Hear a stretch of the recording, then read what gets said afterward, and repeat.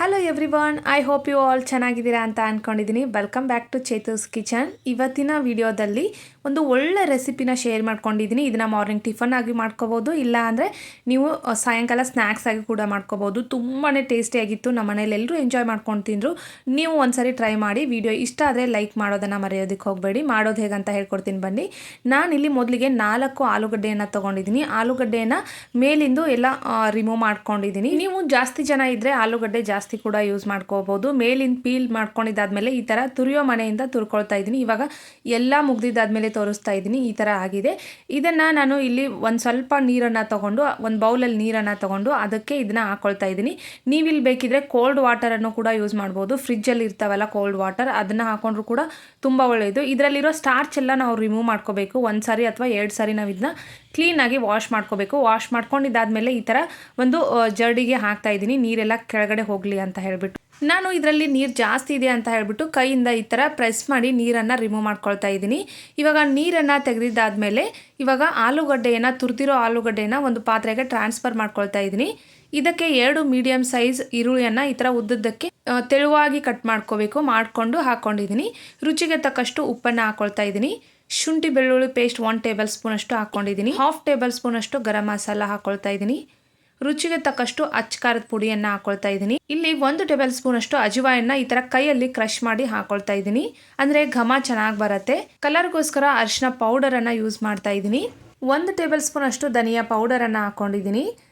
ಕೊತ್ತಂಬರಿ ಸೊಪ್ಪನ್ನು ಹಾಕ್ಕೊಳ್ತಾ ಇದ್ದೀನಿ. ಇವಾಗ ಇದಕ್ಕೆ 2 ಟೇಬಲ್ ಸ್ಪೂನ್ ಅಷ್ಟು ರೈಸ್ ಫ್ಲೋರ್, ಅಕ್ಕಿ ಹಿಟ್ಟನ್ನು ಹಾಕ್ಕೊಳ್ತಾ ಇದ್ದೀನಿ ನಾನು. ನೀವು ಜಾಸ್ತಿ ಮಾಡ್ತಾ ಇದ್ರೆ ಜಾಸ್ತಿ ಕೂಡ ಹಾಕ್ಕೊಳ್ಬೋದು. ನಾನಿಲ್ಲಿ 2 ಟೇಬಲ್ ಸ್ಪೂನ್ ಅಷ್ಟು ಅಕ್ಕಿ ಹಿಟ್ಟು, 2 ಟೇಬಲ್ ಸ್ಪೂನ್ ಅಷ್ಟು ಕಡಲೆ ಹಿಟ್ಟನ್ನು ಹಾಕ್ಕೊಳ್ತಾ ಇದ್ದೀನಿ. 2 ಟೇಬಲ್ ಸ್ಪೂನ್ ಅಷ್ಟು ರವೆ, ಚರೋಟಿ ರವೆ ಆದರೂ ಆಗಿರ್ಬೋದು, ಇಲ್ಲ ಅಂತ ಅಂದರೆ ಬಾಂಬೆ ರವೆ ಆದರೂ ಆಗಿರ್ಬೋದು. 2 ಟೇಬಲ್ ಸ್ಪೂನ್ ಅಷ್ಟು ಹಾಕ್ಕೊಂಡಿದ್ದೀನಿ. 3 ಸೇಮ್ ಕ್ವಾಂಟಿಟಿಯಲ್ಲಿ ಹಾಕೋಬೇಕು. 2 ಟೇಬಲ್ ಸ್ಪೂನ್ ಅಷ್ಟು ಹಾಕ್ಕೊಂಡಿದ್ದೀನಿ ನಾನು. ಇವಾಗ ಚೆನ್ನಾಗಿ ಇದನ್ನು ಈ ಥರ ಮಿಕ್ಸ್ ಮಾಡ್ಕೊಳ್ತಾ ಇದ್ದೀನಿ. ನೀರು ಹಾಕ್ಕೊಳ್ದೇನೆ ಹಾಗೆ ಇದನ್ನ ಮೊದಲು ಕೈಯಲ್ಲಿ ಈ ಥರ ಮಿಕ್ಸ್ ಮಾಡ್ಕೊಳ್ಬೇಕು. ಅದರಲ್ಲಿ ನೀರು ಎಷ್ಟಿದೆಯಲ್ಲ ಅಷ್ಟರಲ್ಲೇ ಮಿಕ್ಸ್ ಮಾಡ್ಕೋಬೇಕು.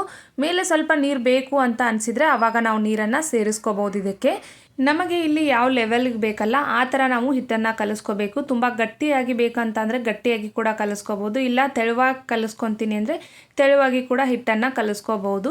ಇವಾಗ ಸ್ಟೋನ್ ಮಾಡಿಕೊಂಡು ಅದ್ರ ಮೇಲೆ ಒಂದು ಪ್ಯಾನನ್ನು ಇಟ್ಕೊಂಡು ಅದಕ್ಕೆ ಎಣ್ಣೆನ ಹಾಕ್ಕೊಂಡಿದ್ದೀನಿ.